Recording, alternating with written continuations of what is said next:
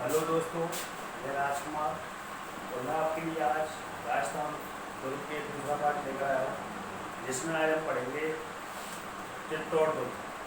चित्तौड़ दुर्ग के बारे में पूरी सारी जानकारी लेंगे, उसके इतिहास के बारे में, उसकी अवस्थिति के बारे में, उसमें कौन कौन सी छतरियाँ हैं, कौन कौन से स्मारक हैं, कौन कौन से उसमें पोल हैं, मतलब पोल का मतलब दरवाजे कितने हैं, तो सारी बात करेंगे। तो सबसे पहले आज बात करते हैं चित्तौड़ दुर्ग। तो पहला कौन सा पार्ट है? पार्ट 2। राजस्थान के दुर्गों में हमारा एक दूसरा पार्ट है, राजस्थान के दुर्ग। तो इस दुर्ग में सबसे पहला जो हम दुर्ग बताएंगे आज, वो बताएंगे चित्तौड़ दुर्ग। कौन सा दुर्ग? चित्तौड़ दुर्ग। सबसे पहला क्वेश्चन यहाँ से जो उठता है, निम्न में से राजस्थान के किस जिले में चित्तौड़ दुर्ग स्थित है? तो आपका आंसर निकलना चाहिए चित्तौड़ दुर्ग। कहाँ पे है? चित्तौड़गढ़। आखिरी बात।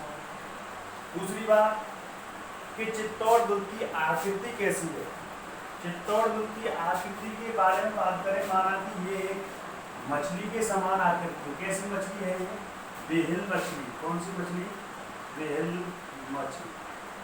कौन सी मछली है? व्हेल मछली। तो आपका आंसर निकलना चाहिए, अगर पूछा जाए कि चित्तौड़ दुर्ग की आकृति कैसी है, व्हेल मछली के समान। अगला देखो कि ये जो इसका पूरा का पूरा जो हिस्सा है, इसका जो क्षेत्रफल कितना है? तो क्षेत्रफल की बात करी जाए तो क्षेत्रफल है इसका 28 किलोमीटर। कितना है भाई? 28 किलोमीटर। तो क्षेत्रफल कितना है इसका? 28 किलोमीटर। जबकि जो इसकी दीवार है, जो दीवार से घिरा हुआ है, उस दीवार की या उस परिधि की लंबाई, परिधि की लंबाई, परिधि की लंबाई, परिधि की लंबाई की बात करें तो कितनी है? 13 किलोमीटर। लेकिन दोस्तों हमने शुरुआत से गलती कर दी। उस गलती में क्या था कि चित्तौड़ दुर्ग को कहने का मतलब जितने भी 9 प्रकार के दुर्ग हैं, उनमें से खाली धानवन दुर्ग की श्रेणी को छोड़ करके चित्तौड़ दुर्ग को सभी दुर्ग की श्रेणी में रखा जा सकता है। तो इतना भी याद रखना, यह एक गिरि दुर्ग है। कैसा दुर्ग है? गिरि दुर्ग। अगर आपसे पूछा जाए कि चित्तौड़ दुर्ग कैसा दुर्ग है, प्रमुख रूप से गिरि दुर्ग। वैसे इसको 8 दुर्गों की 9 प्रकार की श्रेणी है, उसमें से धानवन दुर्ग श्रेणी को छोड़ करके सभी दुर्गों की श्रेणी में इसको रखा जा सकता है। दूसरी बात कि इसके निर्माण की मत कि निर्माण कि वह इसका निर्माण किसने करवाया था? तो इतिहासकारों के इसके निर्माण के संबंध में जो प्रमुख रूप से मत मिलते हैं, वो मिलते हैं 3। पहला मत मिलता है वीर विनोद के अनुसार। किसके अनुसार? वीर विनोद के अनुसार। वीर विनोद के अनुसार। वीर विनोद लिखा था कवि राजा श्यामल दास का एक ग्रंथ है, वीर विनोद। इसके अनुसार चित्तौड़ दुर्ग का जो निर्माण करवाया था, वो करवाया था चित्रांगद मौर्य ने। किसने करवाया था भाई? चित्रांगद मौर्य ने। किसने करवाया था? चित्रांगद मौर्य ने। जबकि नंबर 2 की बात करें, एक व्यक्ति है मूढ़ोत्नेरसी। राजस्थान का अमृत भजन किसे कहा जाता है? मूढ़ोत्नेरसी को। तो मूढ़ोत्नेरसी ख्यात इनका ग्रंथ है मूढ़ोत्नेरसी ख्यात। मूढ़ोत्नेरसी ख्यात। मूढ़ोत्नेरसी ख्यात। इस ग्रंथ के अनुसार मूढ़ोत्नेरसी ने इस दुर्ग का निर्माण करता बताया है चित्रांग मौर्य को। किसको बताया है भाई? चित्रांग मौर्य। किसको बताया है? चित्रांग मौर्य। अगला एक और मिलेगा आपको, नंबर 3, कुमारपाल त्रिवंद। कुमारपाल त्रिवंद। कुमारपाल त्रिवंद। कौन सा? कुमारपाल त्रिवंद। कुमारपाल त्रिवंद के अनुसार भी इसका निर्माण करवाया था चित्रांगद मौर्य ने। अब एक क्वेश्चन बना था, एक एग्जाम के अंदर पूछा गया था कि चित्तौड़ दुर्ग का निर्माण किस वंश के शासकों ने करवाया था? तो आपका आंसर आना चाहिए मौर्य शासकों के द्वारा इसका निर्माण करवाया गया था। मौर्य शासकों के द्वारा इसका निर्माण करवाया गया था। अगर आपको याद हो कि बप्पा रावल ने जब घुइल वंश की शाखा, रावल शाखा की स्थापना की थी, जब राज्य स्थापित किया था, तो चित्तौड़ दुर्ग को एक शासक था जिसका नाम था मानमोरी। क्या नाम था? मानमोरी। इस मानमोरी से चित्तौड़ दुर्ग को विजित किया था और रावल शाखा की नींव रखी थी, या रावल शाखा का राज्य स्थापित किया था। क्या यहाँ तक बात कंप्लीट है? अगली बात करते हैं इसके उपनामों की। किसकी बात करते हैं? उपनामों की। तो यहाँ तक बात समझ में आई? अगला देखो,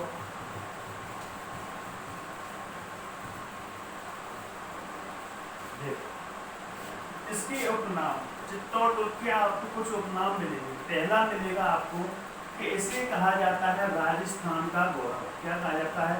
राजस्थान का गौरव।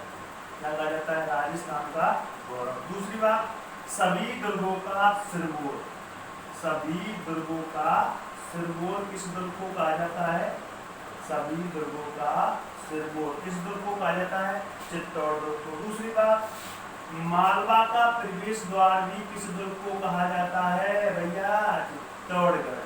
अगर आपसे पूछा जाए कि मालवा का प्रवेश द्वार किसे कहा जाता है तो किस दुर्ग को कहा जाता है? चित्तौड़ दुर्ग को। या पूछा जाए राजस्थान का दक्षिणी प्रवेश द्वार, राजस्थान का दक्षिणी प्रवेश द्वार किसे कहा जाता है तो आपका आंसर निकलेगा भाई क्या? चित्तौड़। कौन सा निकलेगा? चित्तौड़। दूसरी बात, क्या यह जो चित्तौड़ दुर्ग है यह मालवा व गुजरात जाने वाले मार्ग पर स्थित है। इस मार्ग पर? मालवा व गुजरात जाने वाले मार्ग पर कौन सा दुर्ग स्थित है? चित्तौड़ दुर्ग।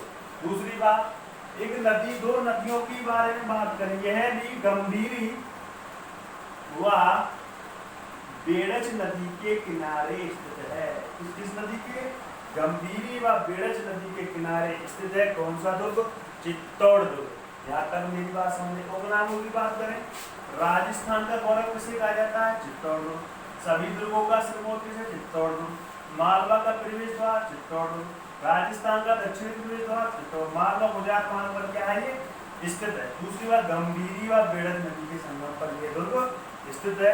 यहाँ तक मेरी बात आपको समझ। ये पूछा गया कि निम्न में से किस दुर्ग को राजस्थान का गौरव कहा जाता है तो आपका आंसर निकलेगा चित्तौड़ दुर्ग। कौन सा दुर्ग भाई?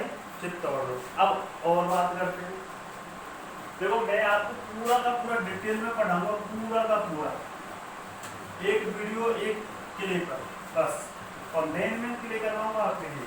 देखो इसकी विशेषता और अन्य पूछते। देखो, पहली बात, यह राजस्थान का दूसरा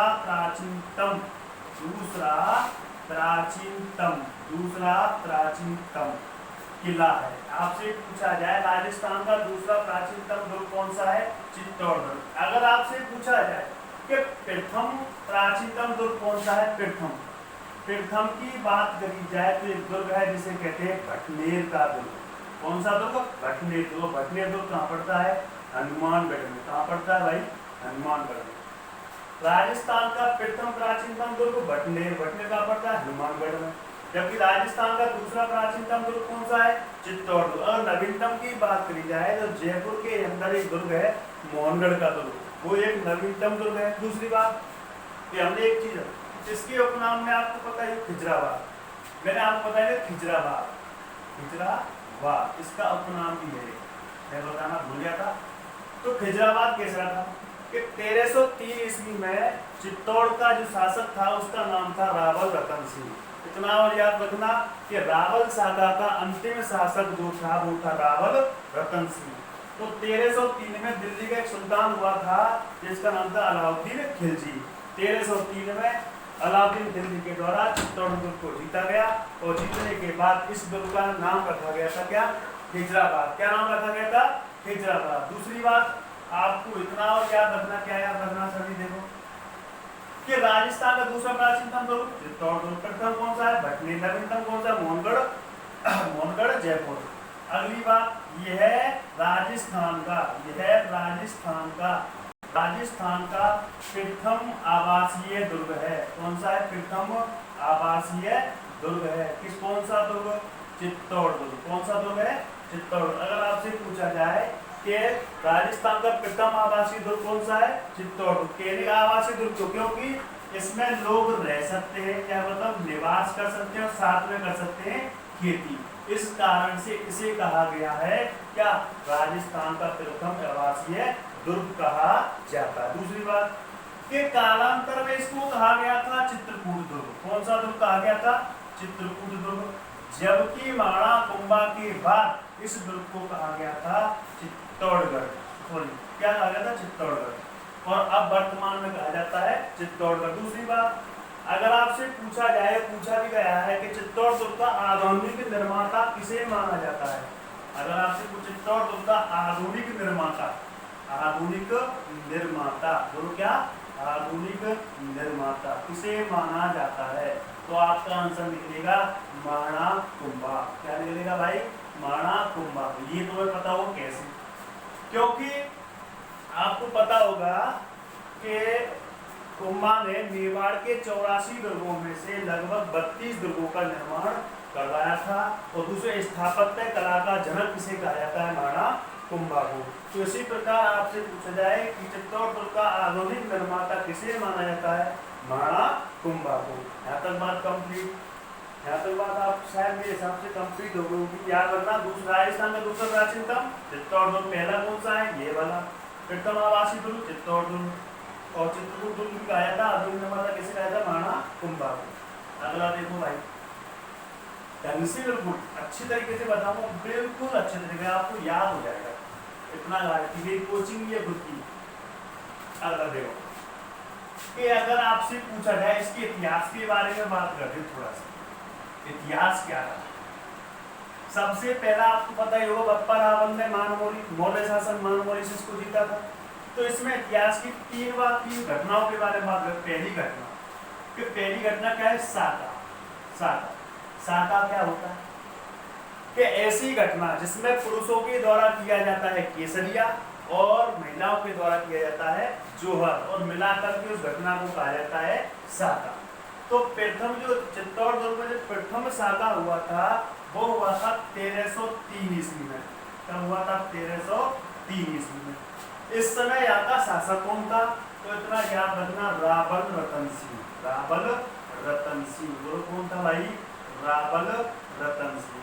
और दिल्ली का एक सुल्तान था जिसका मैं पहले बताया था, वंशज में था अलाउद्दीन खिलजी। अलाउद्दीन खिलजी, क्या नाम था भाई, अलाउद्दीन खिलजी। ये कहाँ का शासक था भाई, दिल्ली का सुल्तान था, खिलजी वंश का शासक था।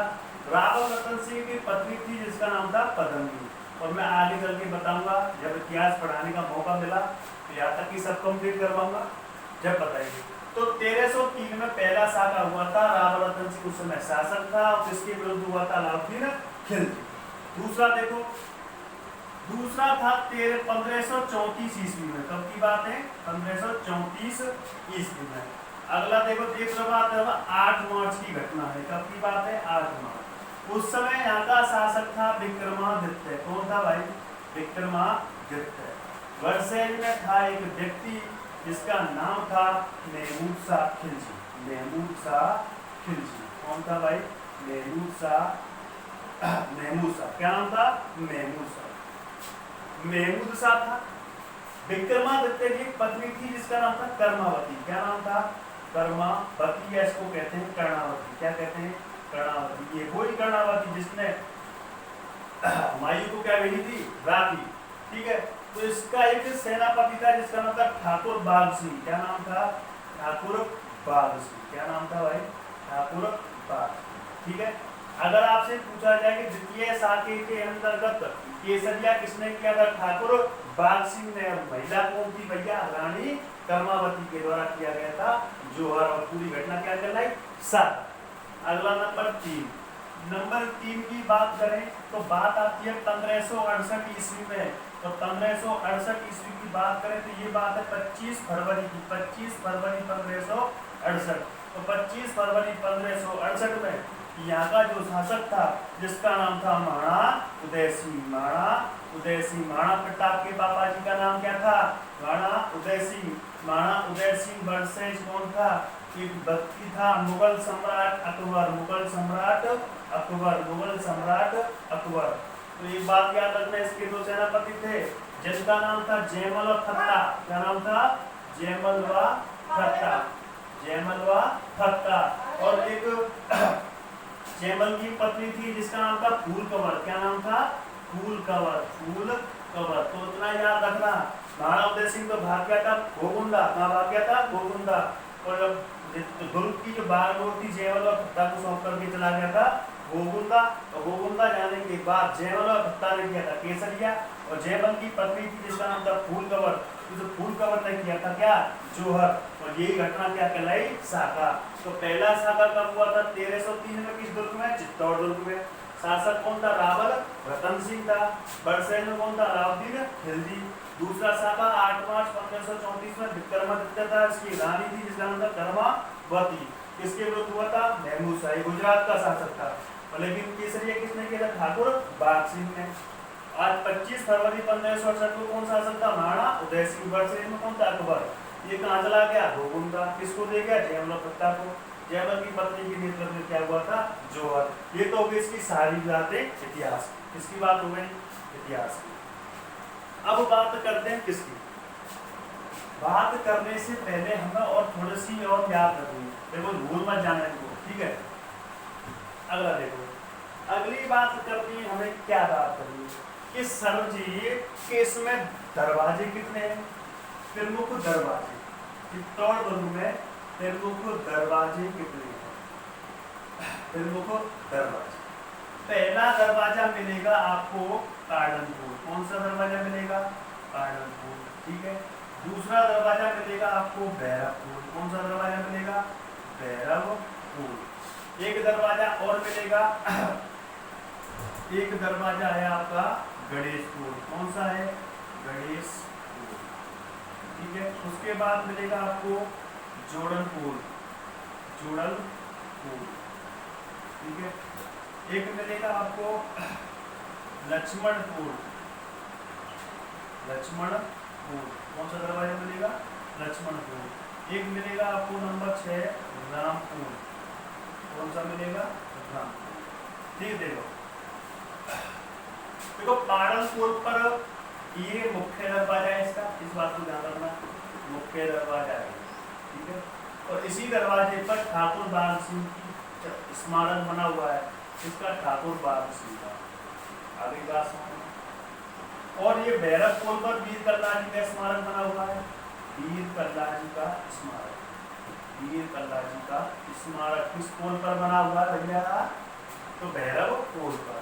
एक बात करते हैं रामपुर, रामपुर पर बनी हुई है खट्टा सिसोदिया की छतरी, खट्टा सिसोदिया की छतरी, खट्टा सिसोदिया की छतरी किस पर पोल पर बनी हुई है, रामपुर पर। मुख्य रूप से इसमें कितने पोल हैं, 7 पोल हैं। तो पाटनपुर, भैरवपुर, गणेशपुर, जोड़नपुर, लक्ष्मणपुर इत्यादि इसके क्या है, प्रमुख दरवाजे। प्रमुख रूप से दरवाजे कितने हैं, 7। कितने दरवाजे, 7। देखो अब मिटा दे इसको, कर दी। देखो अगला देखो भाई, अगला हमें क्या देखना है, अगला हमें देखना है भाई, क्या देखो कि सरजी दुर्ग में कुछ महत्वपूर्ण स्थल हैं जिनको बार बार एग्जामों में पूछा जाता है। महत्वपूर्ण स्थल है और तुम्हें पता होगा ज्यादातर जो चित्तौड़ के अंतर्गत जो काम करवाए गए उसके द्वारा करवाए गए, महाराणा कुंभा के द्वारा। तो सबसे पहला बात करते हैं विजय स्तंभ की। किसकी बात करते हैं, विजय स्तंभ, विजय स्तंभ। ये बार बार पूछा जाता है कोई भी एग्जाम हो राजस्थान का। मान लो कि 1 2 3 4 5 6 7 और 8 और 9, ठीक है। ये मैंने ऐसी बना दिया, ध्यान रखना थोड़ा सा। चलो दोबारा से बनाता हूँ बढ़िया तरीके से, अच्छे तरीके से।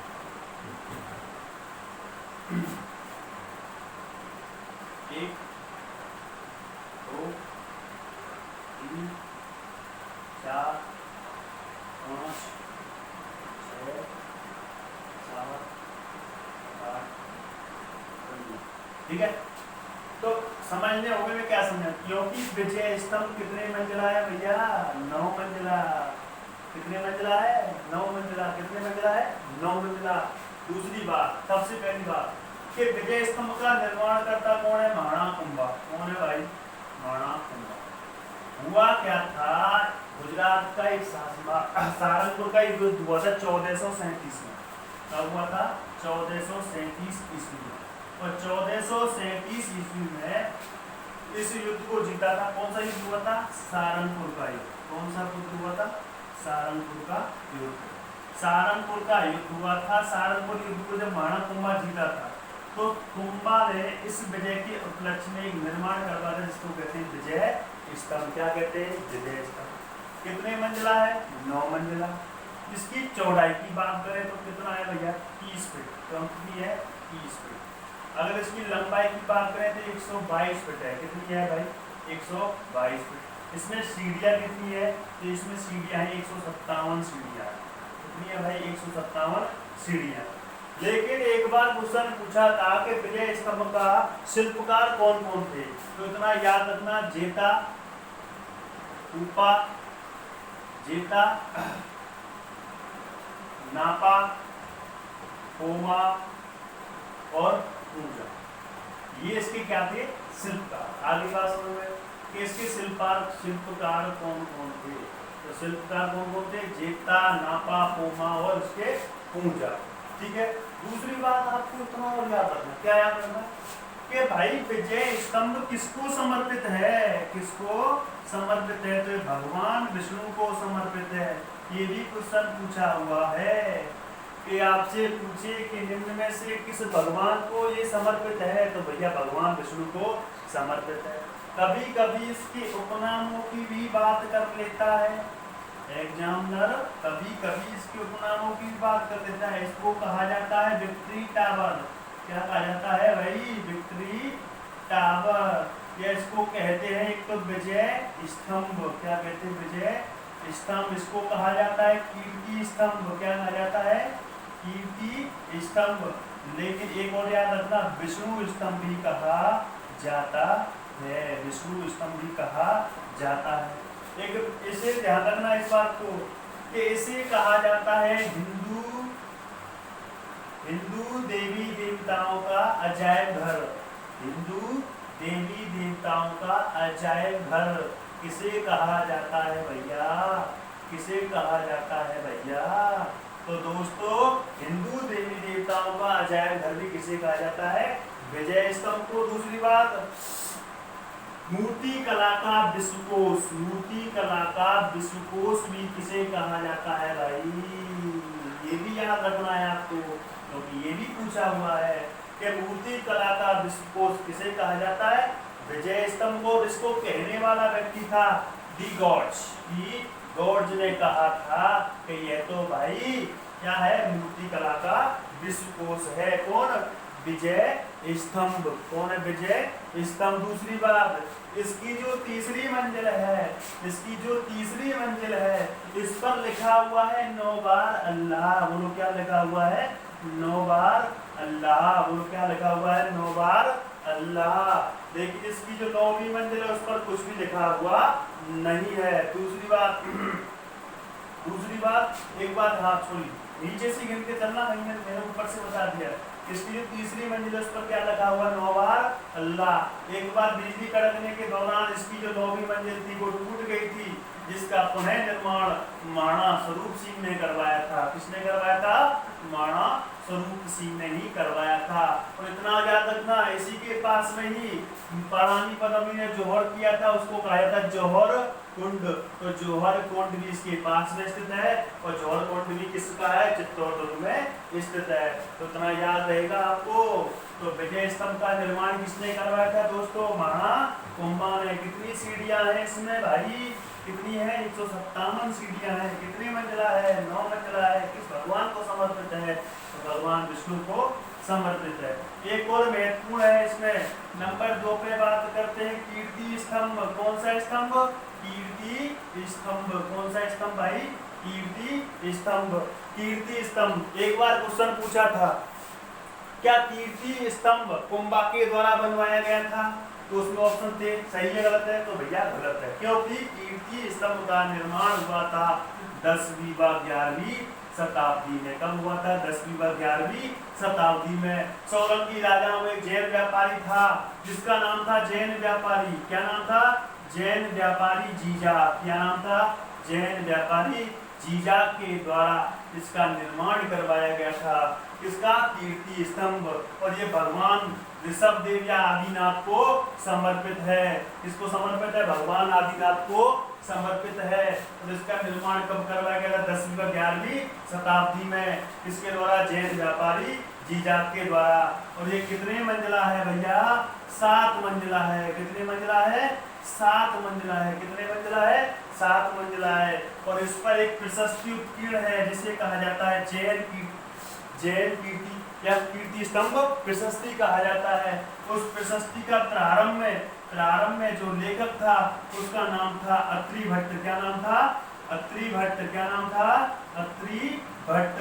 लेकिन इसने प्रारंभ तो इसने किया था, लेकिन इसका एक पुत्र था जिसका नाम था महेश भट्ट। इस महेश भट्ट के द्वारा इस कीर्ति स्तंभ प्रशस्ति को पूरा किया गया था। तो कब बना था? 10वीं 11वीं में किसने बनवाया था? जैन व्यापारी जीजाक ने। कितने मंजिला है? 7 मंजिला है। कितने मंजिला है? 7 मंजिला है। और इस पर जो प्रशस्ति उत्कीर्ण है, इस प्रशस्ति को लिखने वाला प्रारंभ कौन था? अत्रि भट्ट। लेकिन पूरा किसने किया था? महेश भट्ट ने। इसमें से मतलब कहने का अर्थ यह है, इससे बप्पा रावल से लेकर के महाराणा कुंभा तक के सारे शासनकाल की क्या मानी जाती, क्या मिलती है? जानकारी। तो इतना याद रहेगा। दूसरा देखो कि इसके अब महत्वपूर्ण स्थलों की बात करते हैं। चित्तौड़ दुर्ग में महत्वपूर्ण स्थल कौन कौन से हैं? महत्वपूर्ण स्थल कौन कौन से हैं? देखो, पहला महत्वपूर्ण स्थलों की बात करते हैं। पहली बात महत्वपूर्ण स्थलों की बात करने से पहले आपको इतना याद रखना, क्या याद रखना कि सबसे पहले सतवीश देवरी ये कहाँ, किस दुर्ग में स्थित है? चित्तौड़ दुर्ग में। किसमें है भाई? चित्तौड़ दुर्ग। ठीक है, किसमें स्थित है? चित्तौड़। केले का सतवीश देवरी है क्या? यहाँ पर 27 जैन मंदिरों का समूह है। 27 जैन मंदिरों का समूह है। जैन मंदिरों का समूह, उसी को कहा जाता है क्या? सतवीश देवरी। नंबर 2 की बात करें, कालिका माता का मंदिर भी किस दुर्ग में स्थित है? कालिका माता का मंदिर भी किस दुर्ग में स्थित है? तो भैया चित्तौड़गढ़। नंबर 3, मीराबाई का मंदिर भी किस दुर्ग में स्थित है? मीराबाई का मंदिर भी किस दुर्ग में स्थित है? तो चित्तौड़गढ़ में। संत, ये क्वेश्चन पूछा हुआ है कि संत रैदास की छतरी भी कहाँ है?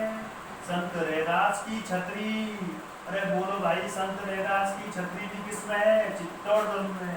नंबर 5, कुंभश्याम मंदिर जिसका निर्माण करवाया था महाराणा कुंभा ने, तो कुंभश्याम मंदिर भी किस दुर्ग में है? चित्तौड़ दुर्ग में। नंबर 6, श्रृंगार चबरी मंदिर भी किस दुर्ग में स्थित है?